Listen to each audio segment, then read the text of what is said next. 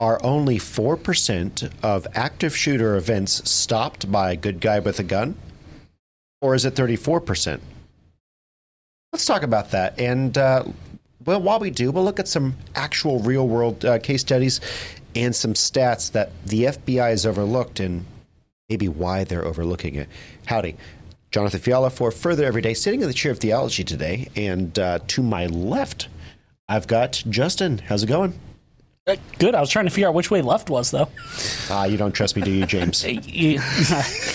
I don't. Sorry, Stephen. Wait a minute. I'm just throwing names out here. Now I confused Mr. Johnson. Okay, but we got you in the chair of philosophy. Glad to have you there. Melissa, how's it going? It's going very well. I'm glad to have you there in the chair of culture. Yes.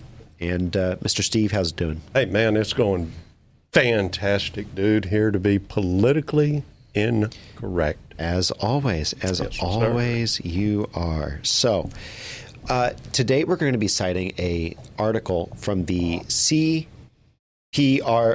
Man, that is like the worst acronym ever. The Center for the Crime Prevention Research Center. Oh my goodness, the Crime Prevention Research Center. Dr. John Lott, you got to work on that name. I love everything else you do, but they have a article, link in the description, as always. They have an article down there that says that 34% is the real number that we should be looking at crimes that are stopped. It's easily 34%. If you nix gun-free zones, if you take those out, it's over 50% of crimes, active shooter crimes, are stopped by a good guy with a gun, as opposed to the 4% that we heard so commonly during the Mall of the Americas Dickens incident, where Mr. Dickens shot, 12 shots, 10 landed. I think it was 12 shots, 10 landed from 40 yards away. 10 shots and 8 landed, I think. That's what it was, wasn't it? Something like, well, whatever. A lot of shots and 2 missed. It was impressive. They only missed 2 shots. It was impressive. It was impressive. It was impressive. It was very impressive. So, with that said, they said that only 4%. This is a rare thing. However, it's not. And so here, we'll use an example. We'll start off in the chair of theology here with a great example. Real world incident. A lot of y'all will remember this. On December 29th, 2019, there was an attack on the West Freeway Church of Christ in White Settlement, Texas, that left 2 men dead. The FBI does not list that as civic engagement or as a bystander stopped shooting. And the reason they say that is because they list the man who stopped the active shooter as a security guard. He was a parishioner who volunteered to carry a firearm. And by the way, there were about 20 others in there that carried firearms. But they listed him as a security guard, as though he was a paid operative, and when he was just a man who says, hey, I'm going to carry. Just full disclosure, a couple of us go to the same church here, and we do the same thing, some of us do. And we would have, by the FBI statistic, if there was a shooting in the place where we worship, we would be called a security guard by that definition and not a good guy with a gun. That's where that 4% metric really falls off the bus. And I think that's really interesting that they cover it that way. It's almost like the FBI is politically leaning this. Wouldn't you say, Mr. Steve? Oh my gosh, yeah, John Arthur. You know, it's like what they're trying to do is skew the stats to make it seem like that people carrying a concealed handgun have no effect on bad people carrying guns, because it makes it easier for, like, the president to stand up in front of people and say, hey, people that carry have no effect on bad people that are out doing things. And we can say this because the FBI statistics prove it. And people look at FBI statistics and go, hey, FBI says it, so therefore it must be. Well, FBI is not looking too good nowadays.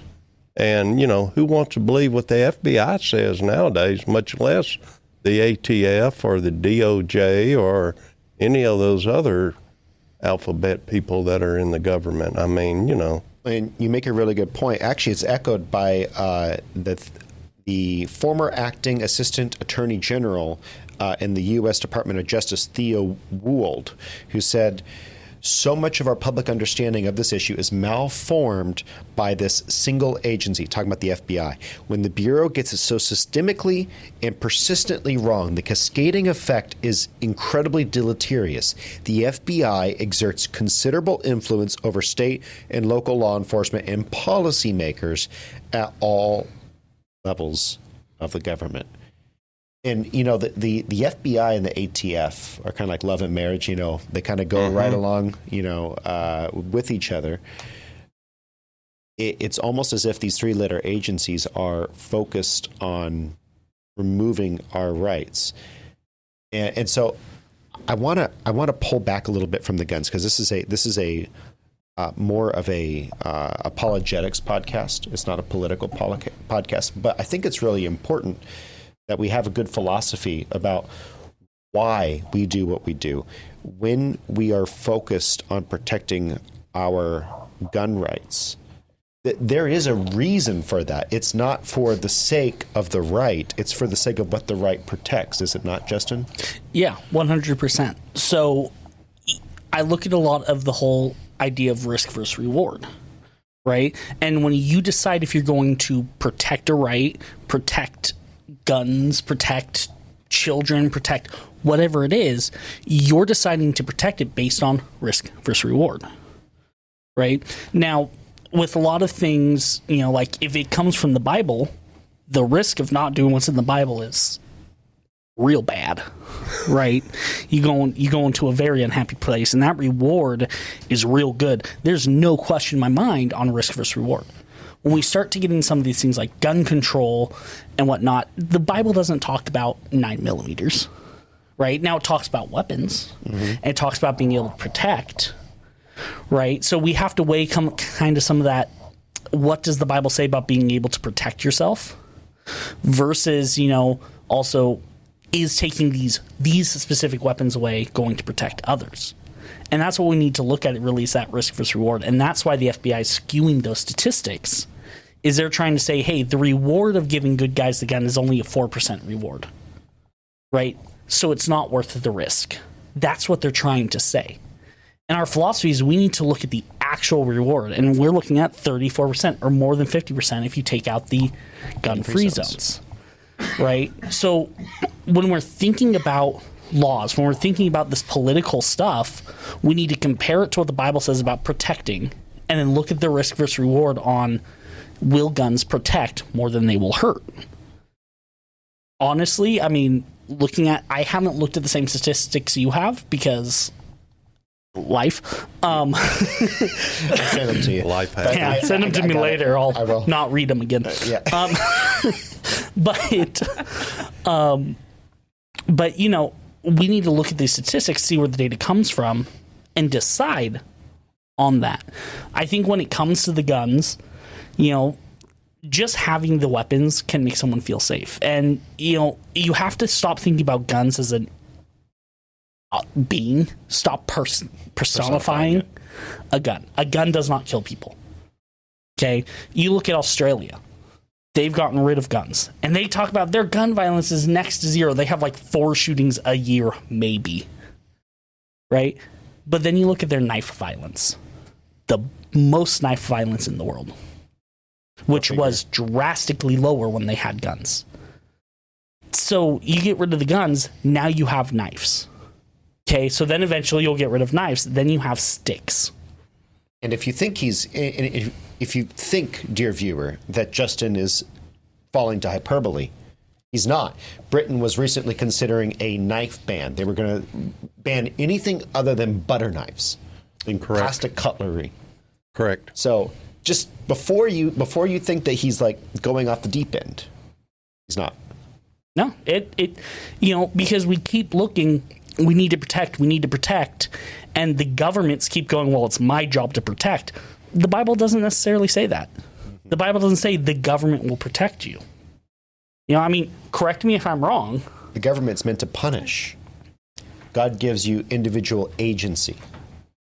And that's something that the government wants to take away. And that's something, and by the way, that's a theological point, a philosophical point, kind of between the two.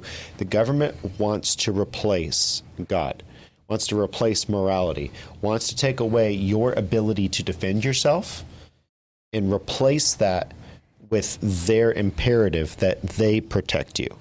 And the problem is that it doesn't work. And we're going to talk about a few instances today where it didn't work. But I also want to get Melissa, because I know she's just absolutely chomping at the bit here to say something. But I mean, we can also look at COVID-19, where the government's like, oh, trust us, trust us, trust us, and everything is going to be fine. And we ended up in lockdowns. We ended up in economic distress because we listened to the government and said, okay, government, you said you would do this, but in actuality, the opposite happened. So why on earth would we, after knowing what we all been through, would we trust the government saying you'll protect us when we should know better than that? Absolutely. Well, throw yourself to a capricious God, why don't you? And make your government your God. And you will find how capricious a God can be. Thankfully, that is not the large capitals God that we serve. And that's something that I think people really miss, is that the government is filled with people who are acting primarily in self-interest. And that is something that we understood when we wrote our Constitution in this country. We understood that the government would act in its own self-interest. That's why we have three branches: the executive, the judicial, and the legislative.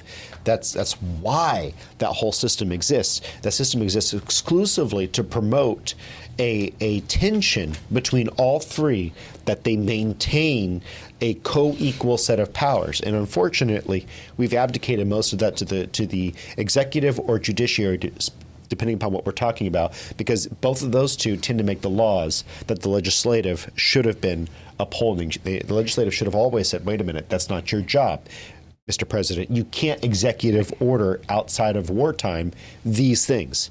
That's not your job, judiciary. Your job is to make a ruling based on the laws that we put out. And the Founding Fathers were supposed to, their intent was to make the legislative branch the most, not the high power, but it has like the most power.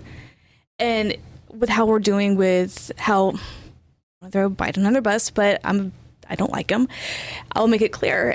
But how he's directing the executive and how the judiciary, what they're doing, it's not how the Founding Fathers decided to, arrange the government. Correct. So that's the big takeaway from that little spiel, is that you cannot trust man. You cannot trust man, and I will not give my rights to self-preservation, the preservation of my family, over to a government. I just won't. It's not acceptable. So the other thing is why does the media always come to that defense, to the defense of the idea that we should disarm the populace? It seems like the media is hell-bent on this. In fact, the more we look at it, we see that they say things like, well, if you have good guys with guns, more guns means more death, right? We've all heard that. Steve, you and I have heard that at protests. Oh, man. Right? So more guns, more death is what they'll say. But the problem is that's a media figment of the imagination that doesn't exist. In fact, there are zero incidents that the FBI or the Crime Prevention Research Center, John Lott's group, could figure occurred. There were zero incidents where there was overspray from a good guy with a gun causing a death from using their concealed carry weapon. Okay, and that's the fact. You don't put a gun on your hip if you're a law-abiding citizen and you know that there's consequences. You have a conscience. You do not carry a gun without going to the range, without getting training, without understanding what you're doing. That's something that you take on. You say, my gosh, I do not want to be responsible for a negligent discharge or a stray round. Well, yeah. I mean, you look at those statistics of the 4% versus the 34 or 50 plus, right? And they go, well, that other 30% or people, security guards or this and that, they represented or they were hired or trained. You look and you go, okay, so that means only 4% of the good guys carrying guns were not like, hey, this is a big responsibility. I need to go. I need to get trained. I need to know it. And then I'm going to go ahead and volunteer and do this the right way.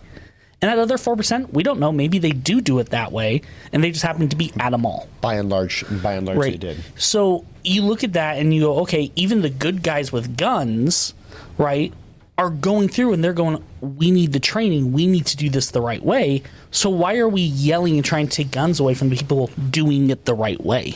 Absolutely. Because it gets media attention. I mean, you ask why are they...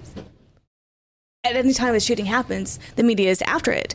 But when you look at what happened to that Maureen Penny guy that he ended up killing, or I don't want to say he ended up killing but the actions resulted in a criminal's death, and that criminal was like, "Oh, I'm going to kill people on the subway. I don't care what happens to me."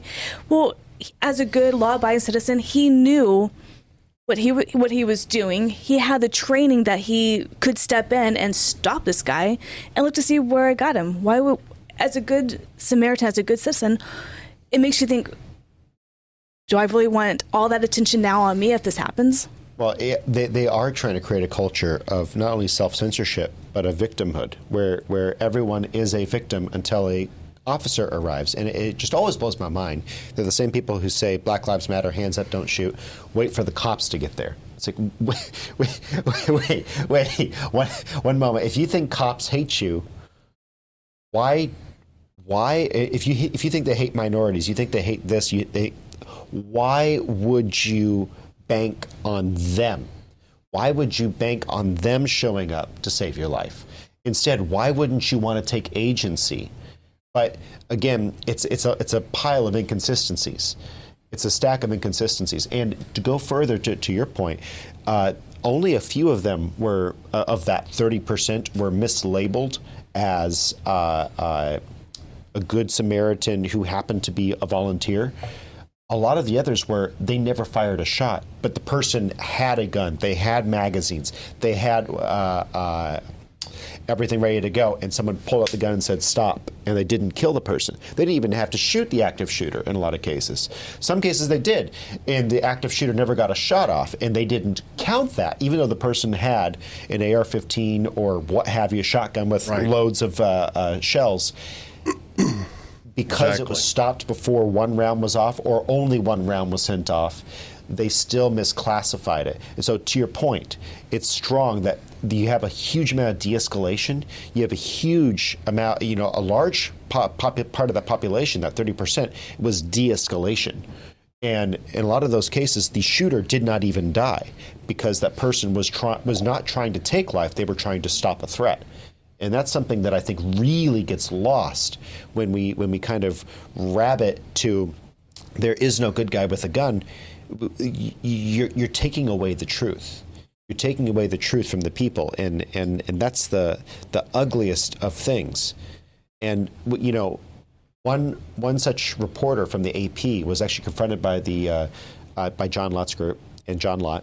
I'm not going to say that name again. You say that a lot. I know. I'm sorry.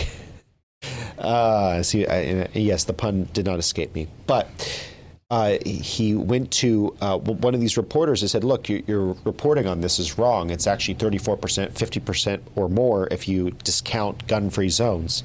And their response was, our reporting citing the specific research by the Texas State University over a 20-year period was accurate. No correction was necessary, even though John Lott's group provided all of the data, all the information. They said, look, we reported on the study. And again, it's a trust the science, trust the studies. It's like, well, if that study was flawed, I'm not going to say what I think about it. If it was flawed, then why are you reporting on it if you know that it was flawed, if it's been brought to your attention? It's because there's an agenda. So let's talk data. I want to talk about a philosophy on data and statistics. Please do. Okay, this is part of what I do for a living. I work in IT, and I work with a data analytics company. I help people figure out the math for their data. Big data? No, I work are with you big data? Am I data? We're going to call you Data. Oh, my gosh. See, I was never a Trekkie, so I get the reference, but it took me a second to process. I had to see if you were going to get that there. No. But, I can take a piece of data And honestly, I can make it say what I want. I once had a... Got to think about how to tell this story without getting in trouble. Let's do it. I once had a government agency reach out and say, hey, we need some help. Our data is incorrect. And I went, sure, no problem. Happens all the time. Your calculation is probably wrong. Maybe there's a defect in our product. It's not that likely. But went in, started working with them. And I was like, oh, I can't figure out. They're like, it should show this number, but it's showing this number. I went, okay, let me look in and try and figure this out. Right? Couldn't figure out the math to get it to show that number. So I said, let me see your raw data. Took the raw data, did the math by hand, came back and said, so you're never going to get that number because that's not the number. Right? Maybe you're missing data in your data source. They go, no. We know that's not the number, but we need it to show that number. Uh-huh.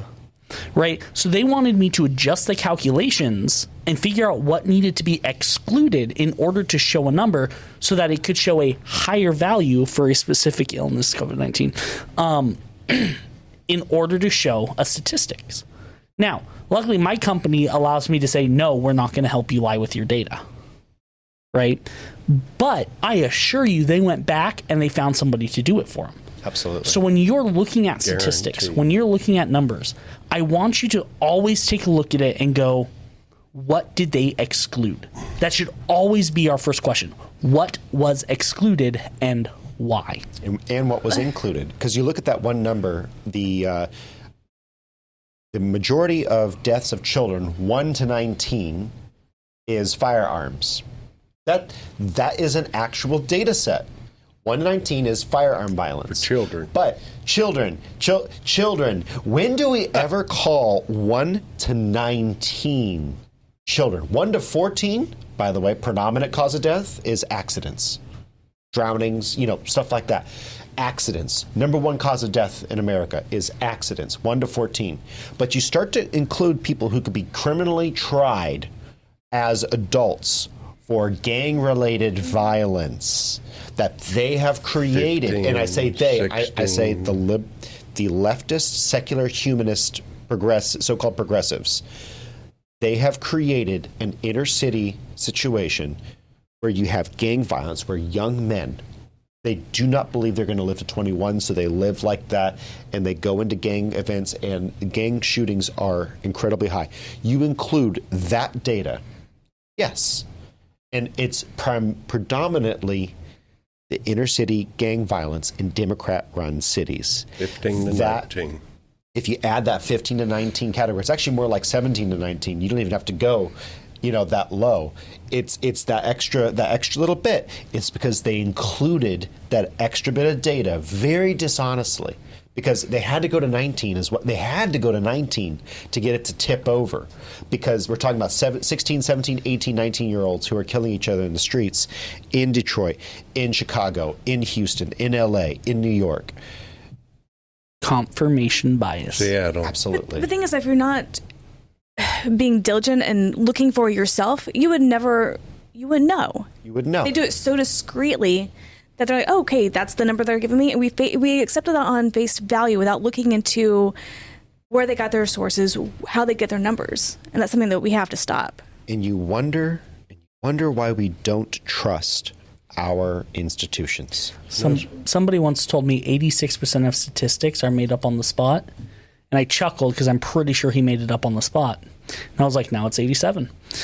But, it's a funny way to put to the fact that statistics can be made up.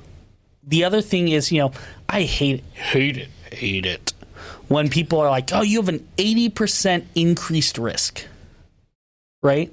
Okay, an 80% increase isn't you went from 1% to 80%. Yeah. You went from 1% to 1.8%, right? So we can use statistics to scare, right? So you got to look at, oh, we doubled the numbers. Sweet, you doubled from 0.5 to 1. Yep. That's what they did with COVID too, where, look, COVID was terrible. I can say this now on YouTube because, it's been a year and a half, 2 years, but COVID was terrible. I hated having COVID both times. I actually was physically damaged from it. I lost 20 pounds in 10 days, okay? COVID that's why bad. you look so good. But guess what? It's only 2 to 3 times more deadly than the worst flu bug. And we shut down the world for it. And also we told people that you can't take ivermectin. By the way, I got in trouble. This isn't a political podcast. No, but, well, no. I mean, really. I almost died, and finally, the freaking doctor gave me ivermectin, and in 18 hours, the real stuff, not the horse paste. He wouldn't give it to me the second time, so I didn't get the ivermectin from him. The feed store has good prices, by the way, and you can get it on Amazon.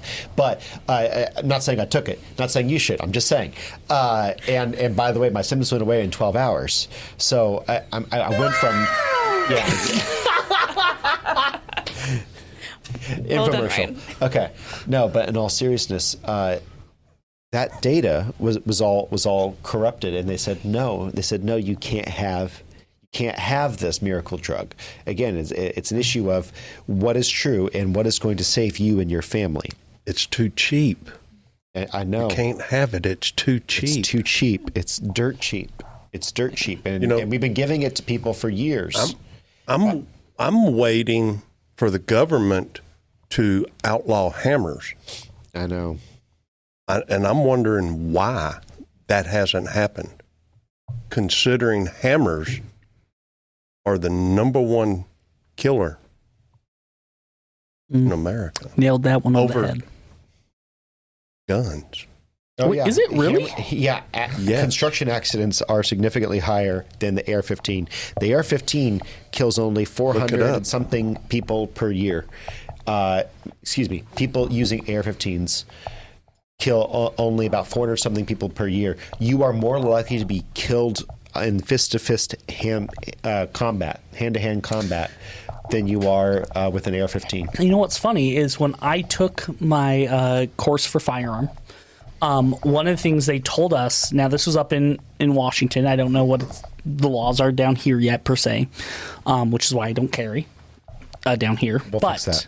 Yes, we will. But I haven't taken the time to learn the laws, and so I'm not willing to carry it because I don't know what I'm liable for yet. That. But up in Washington, one of the things they talked about is if you're going to carry a gun, carry pepper spray too. Because pepper spray is the only thing that is non-lethal that you cannot be held liable for. Even punching someone, you can be charged with unlawful death, assault, permanent damage, whatever. Pepper spray leaves no damage. So pepper spray is more effective, and you have less liabilities using pepper spray than you do punching someone out. Yeah. And it's for that reason of there's a lot of people who go down because of a punch. Yeah. And if I remember correctly, you and I talked about this before, is a couple months ago. You said the reason you carry that is so that if someone does threaten your life, you can say that I did prepare, I did have pepper spray, I was in fear of my life, they were within 20 feet with the knife or whatever it is, and my concern was for my life, and that's why I opted to not go for the pepper, but I went for the more lethal option. Yep. And that was because I thought about it and I was trying to have that, but it just didn't work out this time. Even on the law enforcement side, you have the lethal and you have the non-lethal. So they'll go for the taser versus the gun, depending on the situation. Which some people will say the taser actually causes more escalations to firearm than it would have been just with a baton. I got to talk to the guy who used to do taser training for New York. He was for NYCPD. He was the guy. And I was doing a first responder class in the Carolinas, and I met this gentleman. And he said, I used to work out there, and it's wild. We would only get to use 2 tasers because they were $40 a pop, and the dumb trainers are like $20 a pop. So we get 2 or 4 shots per year on a recurrent training basis. He says, the problem is it would be so much better if we taught our officers grappling skills and we gave them batons. But it doesn't look good on cell phone cameras. He said, and so that he said that was his number one belief. He never talked about that one shooting where the officer said going for the taser and she drew her gun and shot the guy. I said, what were your thoughts on this? And the guy goes, poor training and a lack of, she had no business being there, but also this particular officer had no business being there, but also she had very little training, because whatever happened, she went for the wrong thing. She was thinking in her head, things were jumbled. But these officers need to know that at a certain point, it's time to break out the baton and crack the skull, because you are putting a stronger deterrent. The taser is down here. Getting a beat down is up here. The firearm's up here. Yeah, now you're getting into here with nothing in between. Now you're bringing the close proximity. So if I'm shooting, I can shoot from a safe distance. But if I go forward the baton or grappling, now I'm face to face with you. Yeah. Now you can reach for my weapon. Yeah. Now you're putting me in danger. Where if I just took you out? Risk versus reward. Personally, when I teach, I'll have a tendency to teach police officers judo before I teach them any kind of grappling skills. Sure. You want to get them before they're on the ground. Right. If you're on the Because ground, when they it come sucks. to you, they're standing up. Yeah, it's not good. Okay. And it's easier to foot sweep somebody and then take them to the ground instead of having to, and of course, it's easy to deal with someone when they try to take you down, because then you can throw them. It's once you learn how, it is so easy to throw somebody. I mean, it is so easy. Oh yeah. So easy. Tune in after the podcast for a demonstration of... Oh, no. Well, and we will use Justin. Bring me in the bigger studio. I actually thought that was Ryan. I know. I was like, dang. I thought that was Our Ryan. producers go, no liabilities, people. So let's go to story one. So let's talk about good guy with a gun. We're going to talk about good guy with a gun, and we're going to go to story one. So go ahead and pull that up, my good sir. And we're going to look at a home invasion where we have a pregnant lady with an AR-15. And just going to see what happens when you allow good people to simply defend their own home. And that's something that I think people are absolutely missing. Heavily hooded, masked. As soon as they ripped my back door open, they already had a pistol on me and was grabbing my 11-year-old daughter. King is talking about the men who barged into his home on Old Welcome Road in Lithia around 9 o'clock Wednesday night. He says he doesn't know who they are, never met them, and has no idea why he was targeted. Both men pointed guns at him while demanding money. And when I'm telling them I have nothing for you, they got this backpack and gun in my face saying, give me everything you got. And I'm saying, I have nothing for you. I have nothing for you. It became real violent, real fast. King says one of the men started pistol whipping him while another kicked him repeatedly in the head. King's wife, who was 8 months pregnant, was in the back bedroom and peeked out to see what was going on. That's when King says one of the masked men shot at her. She retreated, grabbed an AR-15, and returned fire. When he came towards the back door in her line of sight, she clipped him. He made it from my back door roughly 200 feet out in the front ditch before the AR did its thing. Deputies who responded to this scene found a man dead in a nearby ditch. The other man ran off after the shot was fired. Them guys came in with 2 normal pistols. My AR stopped it. Pretty much she evened the playing field and kept them from killing me. That's good. Authorities are still looking for the second suspect. That's good. So, Good for her. right there, you got something kind of spectacular there, don't you? Yes. That's a lot like I'm trying to remember. Was that your story or your story? With the pregnant mom? Yeah. So you went and did a little bit of looking into this. To all you pregnant women out there, well done. But I mean, but you look at, she was taking care of, her husband was in a very bad position. And then she probably also knew if something happened to him, they're coming after me next. And with me, they're coming after my baby. And so you see these women that are, very pregnant, stepping up and saying, not today. And good for them. Absolutely. I had the privilege of meeting and working with a gal named Regis Giles. She's girlsjustwannahaveguns.com. And one of the things that she said, catchy. She's a It's catchy. That's good. I like Yeah, that. she's I like it a lot. absolutely a hoot. She's a wild personality, great gal. But she said something really, really good one time in an interview, and she's exactly what you'd expect. Like in person, she's just this bigger than life person. However, she said, "Why would you take away my right? I am smaller. I am less muscular. I am usually more vulnerable than a man. Why would you take away my force multiplier? Why would you take away something that made me as strong as a man? It's something that I now bring parity to a man. Why would you take that away from me? Because I cannot protect my husband, my kids, my home. You're taking that away from me. You want women like me to be raped. You want women like me to be taken advantage of if you want to take away my gun." And you know, it's almost attributing intent, but it kind of isn't. I know you were going to say something. I did, and then I had to think it all the way through. Then you had to think it all the way through. I also look at this, and I know it's not like the wife abused the gun either. No. It's not like she sat there, emptied a clip, put another one in, and then chased him down the road and shot him in the back 17 times, right? She fired what she needed, clipped the guy ran, and then, right? It's going to happen. Yeah. Okay. But the other guy got off. She didn't chase the other guy. She didn't fire at the other guy. She did what was necessary to protect and stopped. The robbers didn't stop, right? Pistol whipped him. He's on the ground. They didn't go, okay, you're good now. I'm going to rummage through your house. No, they kicked him and beat him up until they were shot at.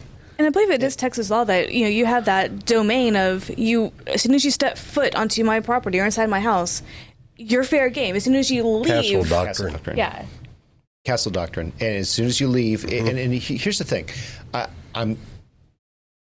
you look at it, Exodus. I believe it was Exodus 20. Was it 22 through 23? We've referenced it in other podcasts, but it's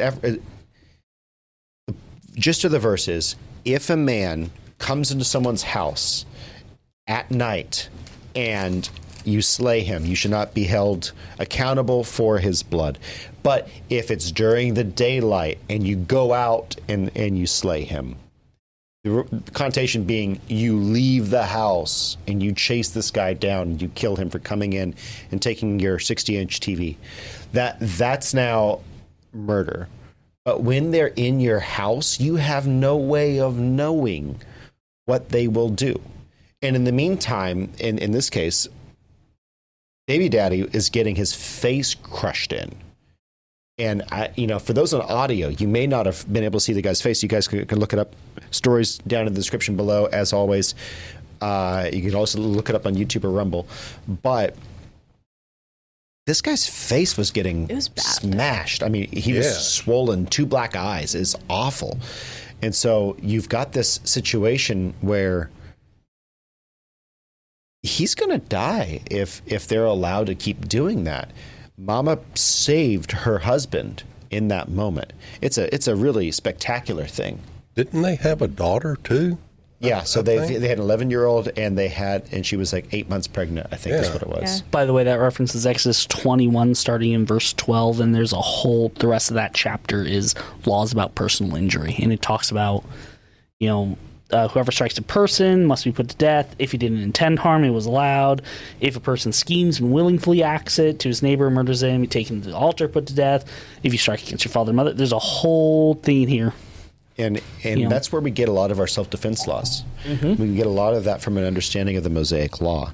And that's something that I think we've really missed with, Melissa and I were talking before the podcast. We were talking about capital punishment and how it really we've had an issue with the witnesses where we will take someone and we'll put them on death row with either no witnesses or with witnesses who are corrupt. And it's clear that there is a nexus of corruption. There's somewhere where they're connected to, in this one case of rape, right? Or supposed rape. That can happen. But the thing is you have to have godly laws of 2 or more non-conflicting witnesses. And you've got to have that. Same thing here. there's a biblical ordination for self-defense. In fact, Ezekiel 33:6 suggests it's mandated, from the chair of theology here. If the watchman on the wall sees danger and does not blow his horn, and danger befalls those in the camp, his blood shall be requited of his own head. Okay? You will be called to account for if you are the man, or if, say you're the woman of the house, and you do not protect your family. God's going to say, I gave you the tools. I put you, if you're in America, I put you in a country where you were allowed to do that. You had the time to go purchase Palmetto State Armory, not sponsored. Palmetto State Armory makes a $300 9mm Glock clone that is a phenomenal gun. Okay, it's $300 to arm yourself. Okay, you pay $450 and you get the Gucci one with the threaded barrel for a suppressor or a compensator, and it has a red dot mount on it. Okay, you can save up and you can purchase something and get training and get taught how to use something like that. You're living in the easiest time. If you live in America, you are in the easiest time to defend your own family, and it seems so far and distant until your loved one is getting their head crushed in at your front door because they answered the door late at night and there were some hoodlums there. And training is really not that expensive, John Arthur. You can go through some various gun and ammo stores, and I've done this. One that I've gone to that I know some people at that do courses, and for like $40. Yeah.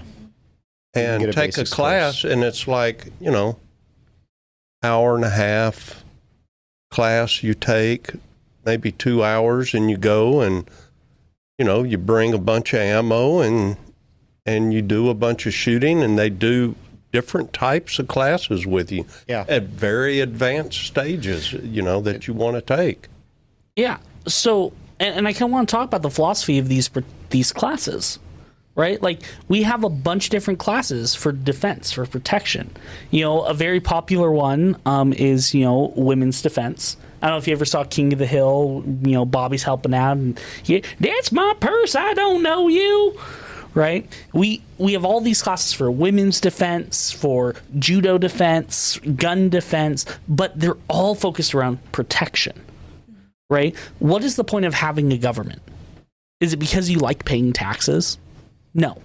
It's because you get the protection. So Steve can pay my taxes this year. There you go. But it's because we like that protection. The government provides protection of wealth, protection of government, of land, protection of armies, invading armies. That's the reason we're willing to pay these taxes, is because they provide protection. And now we're talking about, well, the government's got it. You don't need to protect yourself. The whole reason you believe in the government is to protect yourself. The reason we have these classes is to protect yourself. So don't take something away that's going to protect yourself. You are not as safe as you think you are. Yeah. Keep the tools to be safe. Here's the thing, and this is a fact, and the police will tell you. If you call 911, okay, and when you call, typically a shooting has already occurred. They show up within 7 to 10 to 12 minutes after the call has been made. And when they show up, what do they show up and do? They show up to do the paperwork and look for casings and tape off an area. Yep. Well, that's what they do. They don't come and stop what's happening. It's already happened. They're there to prosecute. And they're there to simply put a handcuff on someone if they're still around. And gunfights don't last that long. You know, we see in the movies all the time, they're like, oh, you know, even in wars, they're like, it's a massive gun battle. You talk to Navy SEALs, you talk to people who have been in Afghanistan, Iraq, and they've had these gun battles. They go, they're quick because nobody wants to get shot at. Generally, it's a, oops, you surprised me, I shouldn't be here. Pop, pop, pop, pop, pop. We shoot back, pop, pop, pop, pop, pop. And at that point, you're shooting to cover each other running away. Yeah. It's not some long gun battle where you're trying to kill each other. And it's the same on the streets. That's why drive-bys are so popular, because they don't want to be shot at. And as soon as shots going the other way, it's scatter, we're done. So once shots are fired, the cops aren't even get there in time. And it's the same in your home.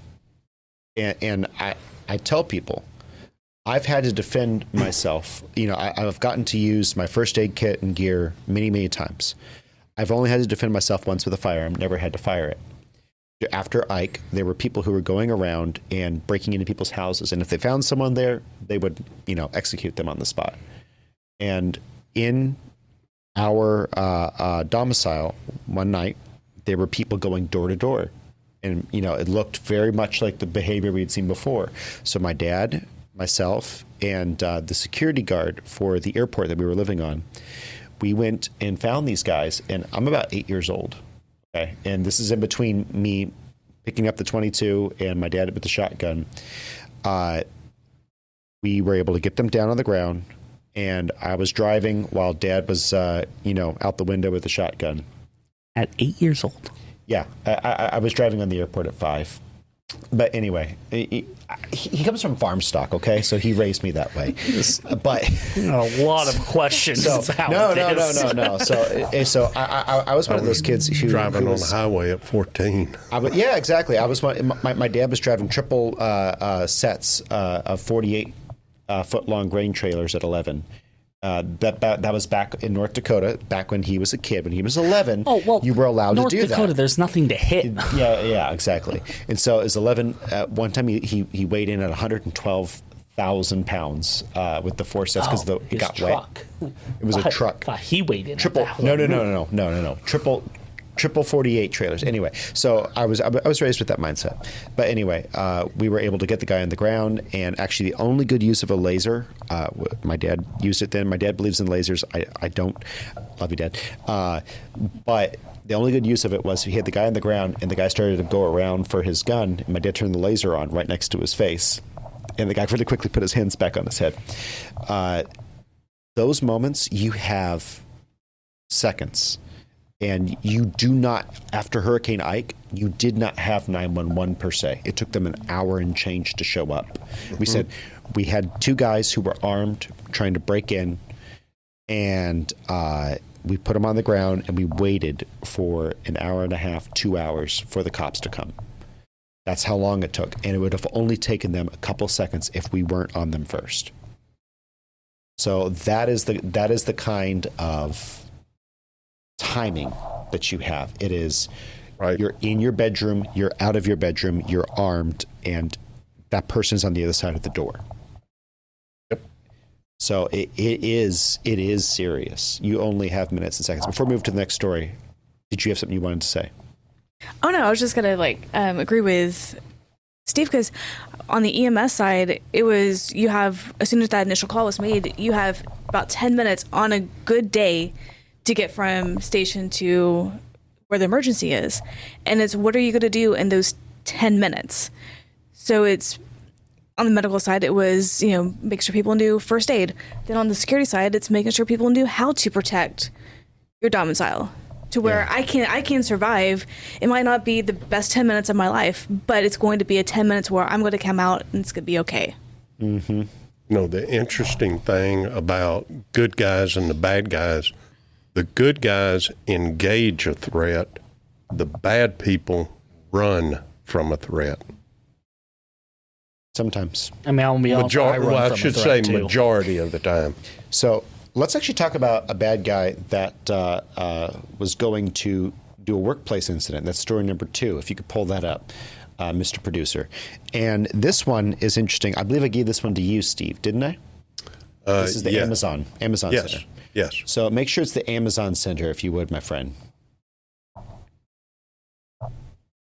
Police are investigating a shooting at the Amazon Flex warehouse in Chandler, apparently involving 2 different Amazon employees and somebody from outside the company. Brian Webnell is live with more on what happened. Brian? Troy, the facility is still surrounded by cop cars. There are a few fire trucks here as well. And then you look behind me, Amazon workers in their colored vests standing around wondering what to do next. Let's go to Skyfox video overhead. It looks like the shooting happened toward the back of the building in the back parking lot. Police say somebody showed up this morning and fired at an Amazon contract worker. That man was taken to the hospital in critical condition but is expected to survive. Then a second contract worker opened fire on the original shooter, killing him and possibly stopping an active shooter situation. Police are calling that man a good Samaritan at this time. But the motive to all this remains a mystery, along with who these people are. So managers are telling workers not to talk to the media out here, but we did catch up to one employee off-site. He tells us what he heard at around 9:30 this morning. I just heard popping, like 4 or 5 pops, and then went in a coworker's car and then took off, and then we parked for a minute, and then we started hearing more shots. So now police are... So think about that for a moment. Think about you're going to a gun-free zone, which an Amazon workspace is a gun-free zone. Right. You're walking in. You've been a good little employee, and you've taken your handgun, you've locked it in your car safe, and you were walking in, and all of a sudden, someone who's just not playing by the rules starts to pick people off because he's gone postal. And you know what's interesting is even their parking lot is a gun-free zone. Can you do that? Yes. In theory, you can say no firearms on our premises. They would have to do a search of your car. And if they cannot conduct a search of your car, then they can fire you if they want to. If it's a right to work state, in theory, they could try to push that. They can say whatever they want to say, and then you can debate it in court. Yeah. Okay. As long as they post the proper signage. Yeah. And so it's the same with college campuses. You're not allowed to even have a gun in your car parked at a college campus. Right. In most cases. And so that's something that they're working on changing that, by the way. I think they should. I think you should be able to carry on a college campus. I think so, too. Well, yeah, you ever been to a college campus? It's scary. Dude. College students scare me. Well, it's not even college students. You go downtown in Houston to U of H. Yeah, I want to coming in and going out. I'm less scared about the car or about the campus and then like what's right outside. I'll tell you what. I went downtown for my school. Went to U of H downtown, and like you have the campus, Deals and happen there. right next door you have the county jail, and they were letting people constantly out. So There's you a deal constantly to be had. Yeah. You want to know what's scary? Ride their train from downtown to the medical center. Oh, yeah. No, thank you. Oh, yeah. There's a deal to be had there for subway you. Right. Whatever you want to buy, you can buy there. That activity is occurring. So just imagine that, though. You've got a gun-free zone. And so you've got someone who's actually violated that gun-free zone, and he happens to be the one that saves the day. Well, and I was thinking about that. The guy got fired. Probably, yeah. For bringing a gun. They probably let him go, or at least put him on paid administrative leave. He was a contractor. He was a contractor. Oh, Yeah. 100% contract terminated. He's done. Yeah. Yeah. Exactly. He saved lives. And the company is going to be way more concerned with he broke the gun law. Yeah. Correct. Absolutely. That's exactly right. You know what? Some laws have exceptions. Yeah. Well, I have exception to those laws too, but So do I. I mean, it's true. In the court of law, the jurors can go, hey, you're right, you broke the law, but we believe this law should not apply in this situation. Right. And the jurors have the right to say, this law you will not be held against this law. It does not apply in this situation anymore. Absolutely. And that's something that, judges and lawyers actually can't tell you. There's a whole thing. We could do a whole nother podcast on that sometime. But, there are times where the laws, you look and go, it should not apply. It does not apply to this situation anymore. That's why I don't like legislating from the bench. Oh, absolutely. Absolutely. And judges have a tendency to do that a lot. So let's go to story number 3 because we're running out of time here. Let's go to story number 3. And hold that one up for me, if you would, Ryan. And this is another fun one. This is one that I think I was actually going to have you read off, but that's okay. It's going to be a fun one. Let's go ahead and Spoiler alert. I like this one. 9 months pregnant and her husband shot an armed stranger who was attacking them in North Houston, a convenience store parking lot last night. The entire incident was caught on camera. After they shot a man seen attacking them in this surveillance video in the parking lot of the All Seasons food store off Fulton Tuesday night. Thank God. I've never been happier to be a gun carrier. Still, she says guns were what first tipped her off to trouble. She noticed 2 men had them in the store's parking lot when she tried to drop off food for her husband, who works inside. The guy in the passenger seat of the silver car got out with an AR, and told me that I startled him. When her husband came outside, that man with a rifle got into this green Dodge Charger, eventually driving off. But the silver SUV's driver, also armed, continued threatening the couple. 3 times he repeated that. Yeah. You want to die tonight. You want to die tonight. You think this is a game. You think this is to play with. And that's when he pistol whipped me right there. Since identified by Houston police as Mario Duque, a convicted felon who isn't allowed to have guns. The couple held him at gunpoint as he begged for his own life until help arrived. Now, I don't call this video beautiful. Okay. So, by the way, links in the description. We actually were using some of the videos. It was hard for me to find the actual news story, so we actually used Colia Noir's coverage of it just to get that clip out there. So check out Colia Noir's channel. Good stuff. Love the stuff that guy puts out. But he's got some really good stuff. Man, it amazes me that news reporter still had to go back to, but it was a gun that tipped them off. It's like, well, no duh, Sherlock, but it could have been a knife too. It could have been anything. And you have a very pregnant lady who's like ready, she looks like she's ready to pop, and then she's bringing her husband food. And these are the people that you want to take away guns from, because obviously we did such a good job keeping the gun away from Mario. Mr. Criminal. Well, and the kind of got me was, he was like, the criminal was begging for his life. I'm like, you had no consideration for the people that you're about to take their lives from, and all of a sudden you want me as the true victim to have mercy on you? Yeah. No. Yeah, exactly. And, frankly, multiple shots, the guy deserved more, but looks like he didn't take the room temperature challenge. But I believe they called him, on the report, they said that he was the victim. The victim is in the hospital. Yeah. How dare you say that the actual criminal is the victim? The perp is in the hospital. That's disgusting. We corrected it for you. Thank you. Correct. KHOU. It's the perp is in the hospital. But that's something that I think people really kind of mix up, is that it's like this person is a victim because they were shot. It's like, no. They were the perpetrator of a crime, and a victor, not a victim. A victor is alive. She, her husband, and her unborn child are alive. Any children that they have are not orphans, because they came out like Danny DeVito, and they started blasting. I mean, thank God. Right. Thank God they were able to do that. And that's something that I think people totally miss. Ryan, can you pull up that clip from the Whatever podcast? Can you pull up? Because I want to talk about that real quick. And then we got one more shooting, one out of Charleston to talk about here before we wrap up. We may or may not get to the Charleston one, but pull up that Whatever clip. Do you have it all queued up for us? Okay, he's working on it.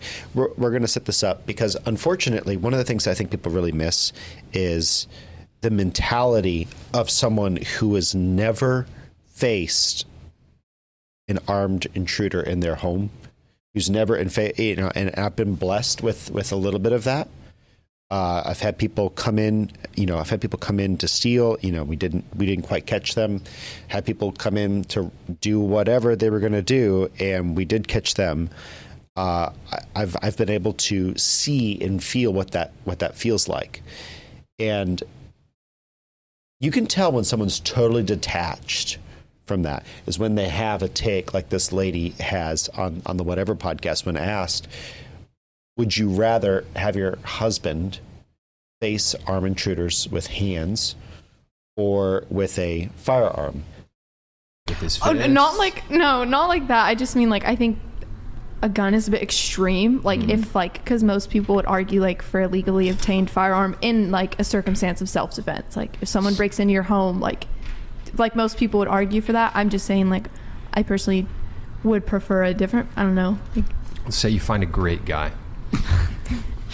This great guy, I'm like, where is he? He's coming. You find a great guy. He wants to marry you. You guys get married. Would you prefer he defends you against home invaders with a gun or with his fists? It would depend on what the home invader has in his hand. You can't decide that. Yeah. Like, that is not up to you. You never know. Or if there's more than one. Come on. If there's more than one. There's 5 home invaders. All of them don't have weapons. They're ready to throw down with their fists against your husband. Would you prefer he has his hands or a gun?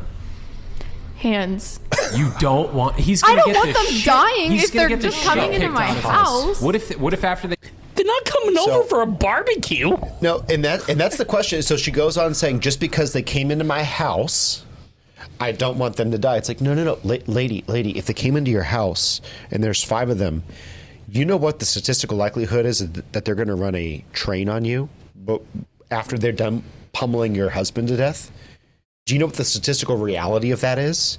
It's like, don't you want your husband or you to say, shoot 1, 2, maybe 3 of them, and the rest of them run?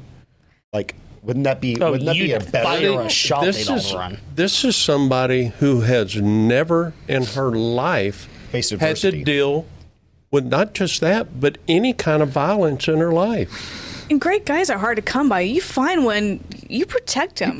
Yeah. I'm sorry. Look, I'm not Superman. If there's one-on-one, I'm 6'1", give or take. I'm a big guy. I can probably take most guys on.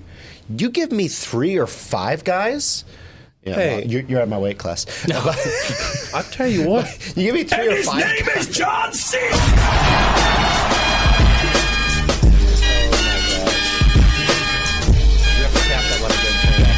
Okay, he is learning the soundboard. Clever girl.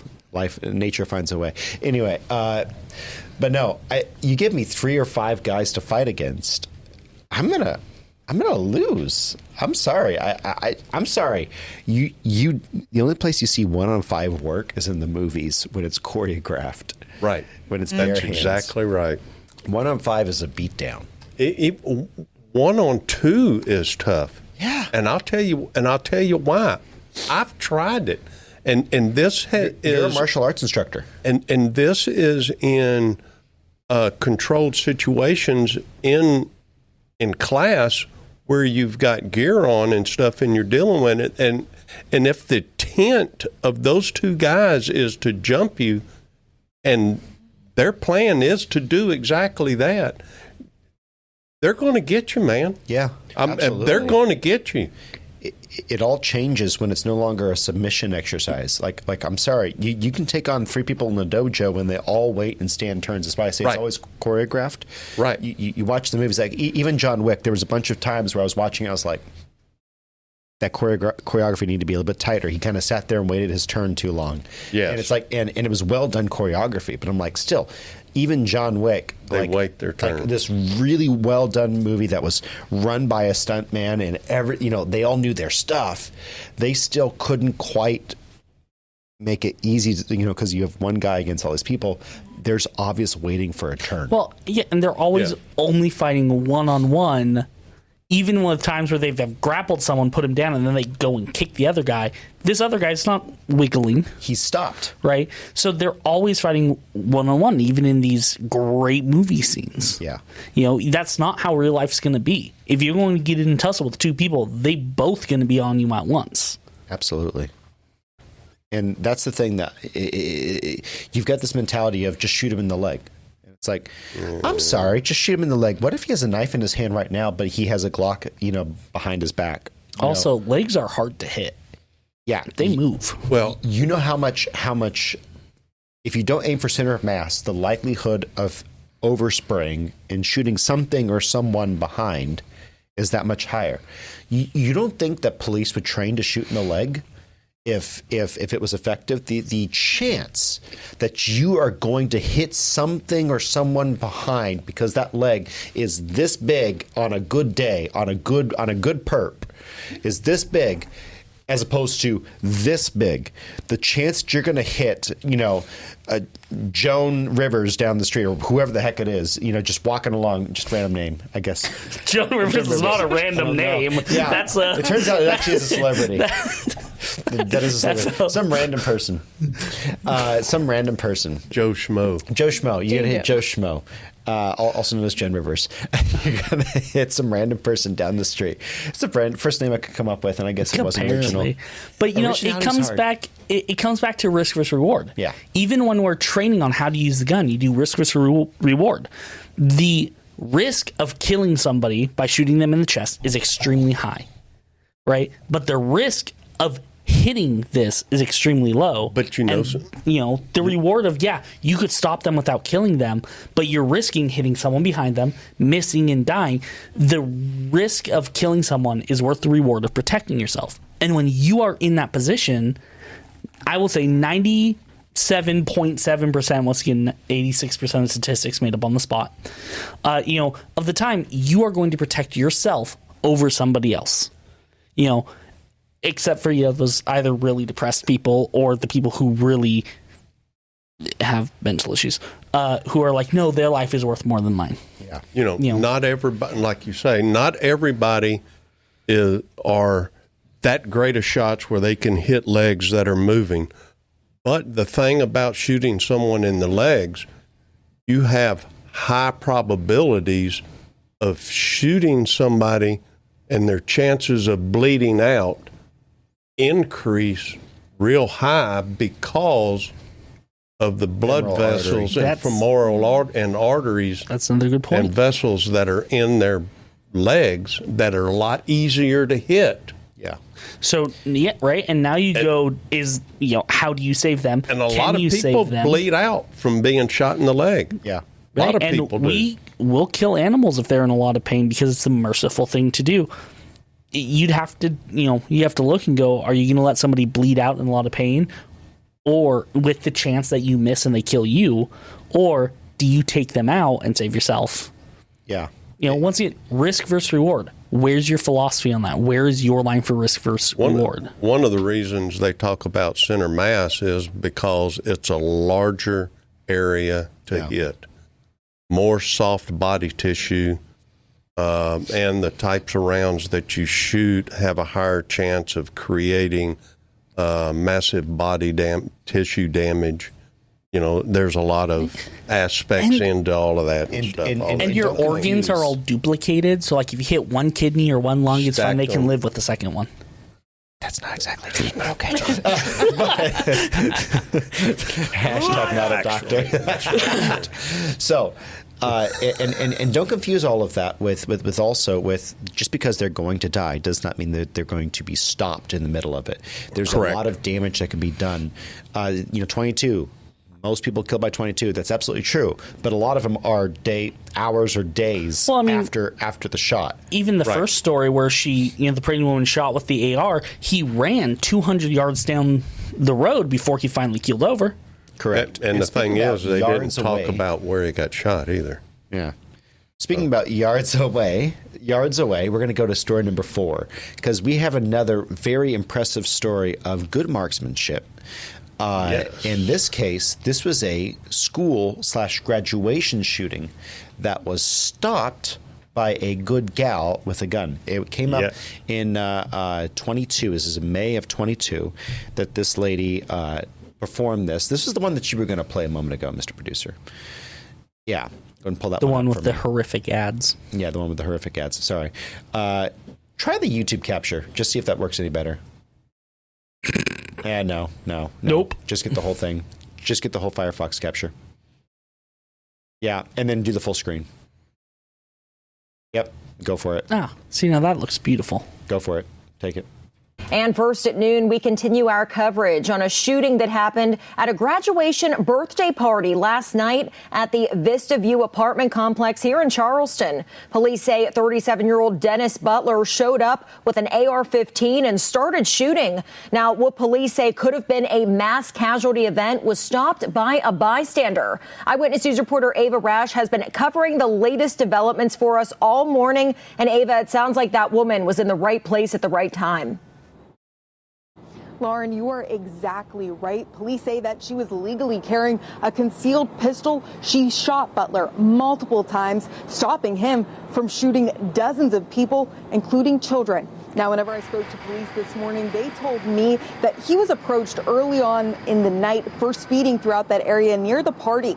Investigators say he then left, came back about 30 minutes later, parked in front of the 1300 complex, got into the back seat of his car where that AR-15 was, and began firing into the crowd. That woman took action, shot and killed Butler. Now, Lieutenant Tony Hazlett says no one was injured and that this woman did the right thing.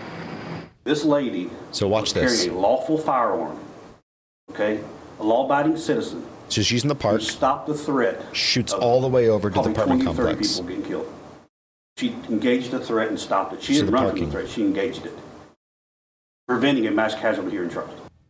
They had to be 20, 30, 40 Now, yards. this is a picture from 2018 of Butler from a previous arrest. Police say Butler had an extensive criminal history. They still are not exactly sure how he got that gun. Now, all witnesses and the woman are cooperating with police. And as of right now, no charge. So we've seen enough, and no charges to the lady. So good on her. And all of that to say, again, so there is something to be said about going and getting training. Go get trained. If you're going to carry, go get trained. And there are places where you can go to do it. Don't just range train, by the way. Women are going to do the best, as someone who's been an RSO for years, range safety officer, someone who's done training with a lot of different people, with men, boys, women, young girls. Women tend to pick up the fundamentals of shooting much faster than men. When it comes to the mechanical discipline of pull, rotate, present, shoot, women can do that really well. They catch on almost instantaneously, and they're drilling holes the size of this. Men takes a bit longer, but they get it. When it comes to when it comes to movements and to shooting in a kill house, a place where you are replicating force-on-force training, or you are actually force-on-force training. Women do not necessarily excel in that. It's usually where men do. It's differences in the brains. Understand that that's the strengths and weaknesses of both sexes. If you are a dude, you might need to train a little bit more of your fundamentals. Okay, maybe make sure that you are not you're squeezing that trigger and not pulling it, not pulling the gun to the side. Make sure that you understand what you're doing. Make sure you know your gun. Make sure that you can field strip it in the dark. I kid you not. That is important, because if it is nighttime and you have a jam, you need to know how to be able to move and if you've really jacked it up. And some firearms, you need to be able to disassemble it real quick to be able to strip out the round. If you have one of those firearms, know that firearm, know how to do it. Do dry fire training. If you do not have a pistol that is an old pistol that will be damaged by dry fire training, most modern guns, you can dry fire train. Make sure that you get that 100,000, 10,000 reps on that trigger, where you can sit down by the TV, magazine out in a different room, no ammunition in the room with you. Double, triple, quadruple check it. Quadruple check it. Rack your gun. A lot of TVs point at the lost TV, this way. Shoot the bad guy on the TV. Make sure that your sight picture doesn't deviate. Go get your training, because look, people like that woman, I don't know if it was 20 yards, I don't know if it was 40 yards, but that was a long distance takedown by most standards. Usually almost it's 90-something% of engagements occur within 100 yards. And then I don't remember what the stat is, but it was still a majority occur within 20 or 30 yards. Most firearm usage. It's very short, but be prepared for those longer engagement distances. Be ready. And if you are, you might be able to be used by God in that way to save life. Correct. They make some, and I'm not going to name them all. There's quite a few now. I think there's like 4 or 5 of them out there. Some very good dry fire training systems that are out there that you can attach and put onto. They got the apps that you can put and connect to, say, either a laptop, a tablet, phone, whatever. And man, they're some really good stuff. They work real well. I just use Duck Hunt on the old Nintendo system. Do you? Duck Hunt. I'd actually Duck Hunt. So I think we're talking in two different spaces. It is. Wrapping up for the If you day. ever wanted generational differences. Wrapping up for the day. Chair of Philosophy, final thoughts. Yeah, there are two pieces of philosophy we need to look at here. And the first is the philosophy of protection, right? You need to rely on yourself for protection. As much as we want to rely on other people, you have to rely on yourself. And so you need to be prepared, and you need to have the philosophy of, I'm going to have to protect myself. Then you need the philosophy of risk versus reward. And I've preached that multiple times during this thing. You need to look at your risk versus reward when you're looking at all these statistics, right? And the false statistics and things like that. But it comes back to protection. The Bible tells us to protect ourselves. The Bible tells us to protect God's people. Your philosophy on protection needs to be, I need to protect myself. And I need all the tools and I need all the training to be able to do that. And I should not let anybody take that away from me. Amen. And moving over to chair culture, Melissa. I think those three ladies that took down those criminals needs to have a come to Jesus meeting with the other lady and kind of set her straight, because I think women, we see ourselves as, we're vulnerable, and you don't want to learn the lessons the hard way. Yeah, I almost think modern feminism has managed to infantilize women. It's really weird how it has done that, where women have to be men, but they cannot have their agency as women. It's made them into lesser men, whereas it's also made men into lesser women. And the whole, again, we're talking about an OnlyFans girl talking there, right? And so she has absolutely taken away everything that was precious about her body, everything. She's given it out for the world according to feminism, the way that feminism would dictate. But she's lost the idea of she's not a strong woman. She's not a strong woman. A strong woman will take care of, she'll protect everything, including her body. She's not going to give that to just some random stranger on the internet. And instead, what you have is a group of, and again, it's infantilized men too. It's not just women, but it has made us into a group of victims. I think that's absolutely true. Yeah, from the chair of politics, I'm on top of what Justin was saying. We need to rely on ourselves for protection. The Second Amendment gives us that ability to be able to do that, not just ourselves, to protect ourselves from the bad guys and the criminals, but from a tyrannical government. Our country had just got through fighting a war against a tyrannical government. It was not to give a militia for the government, but a militia as a standing army for the people to be able to have their own weapons to fight against a tyrannical government of their own. Yep. Because they, just like I said, got through fighting a tyrannical government. They didn't want that to happen again. And they wanted the government to know that that wasn't going to happen again. Absolutely. And, so make sure when you go to vote, and make sure you do vote, that those people that you're voting for are voting or being sent there for those that stand for what you want one thing is the Constitution. Very, very important. Want to make sure that we are living based on biblical principles. Correct. And just the chair of economics for a moment, they want to remove the birthright that our forefathers gave us, the ability to protect ourselves from a tyrannical government, from a government that is, to your point, self-interested and does not hold the interest of us. So they want to remove that. From the theological chair, I'll just come to this one point. If you are the man of a house, if you are a man that has children, if you're a woman that God has blessed with kids, you have a responsibility to protect those. God says if you see danger coming and you do not warn other people, you do not protect them, it will be incumbent on you to answer for their blood. Make sure that you are protecting your own. Your life is valuable. It is precious. Don't get me wrong. I have no desire to see someone else die. I have no desire to ever have to use a firearm and pull the trigger in that sense.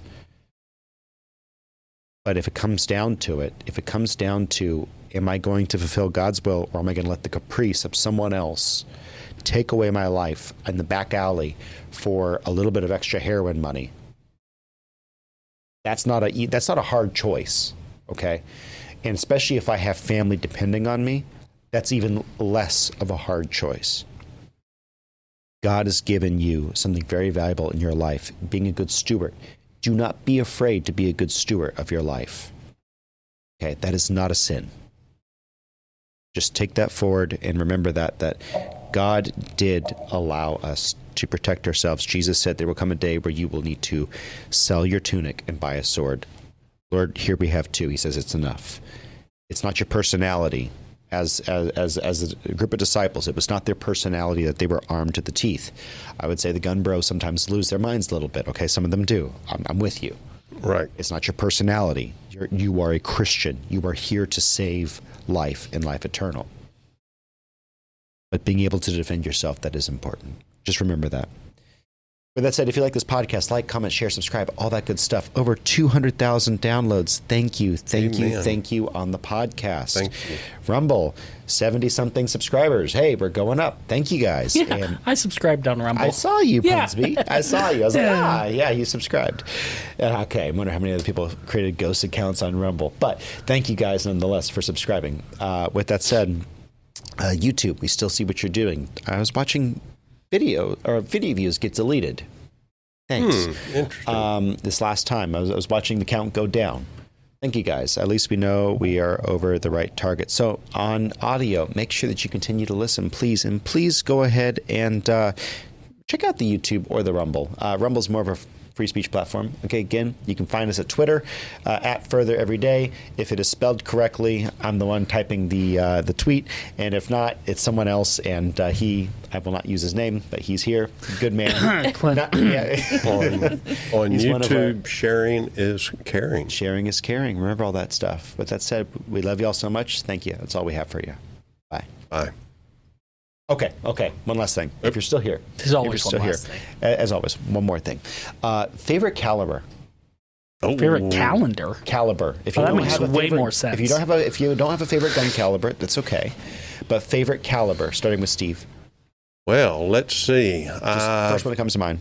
Let's see, pistol or rifle? First one that comes to mind. First one that comes to mind. I kind of like my first pistol was a .357. I knew it. I kind of like it a lot because I carry it a lot when I hunt. I know. I've seen you use it. And I really enjoy it a whole lot. I enjoy shooting that gun a lot. It's a nice gun. It's a police turn-in. A very nice turn-in. Yes. And I can't believe the price you paid for it. So yes. I'll be jealous of you. Move it over to Melissa. My Smith & West 38 Special. Okay. Mine's a 45. It was my first. Okay. And I like the stopping power of it, you know. 45 is gonna stop you. Like if I'm gonna pull and shoot, it's stopping. It will definitely stop you. It is a big round. Okay, so I am pretty vanilla. I definitely like 9mm, and the reason is modern ballistics, baby. Modern ballistics, and being able to carry 30 rounds on me at all times. That is such a nice thing.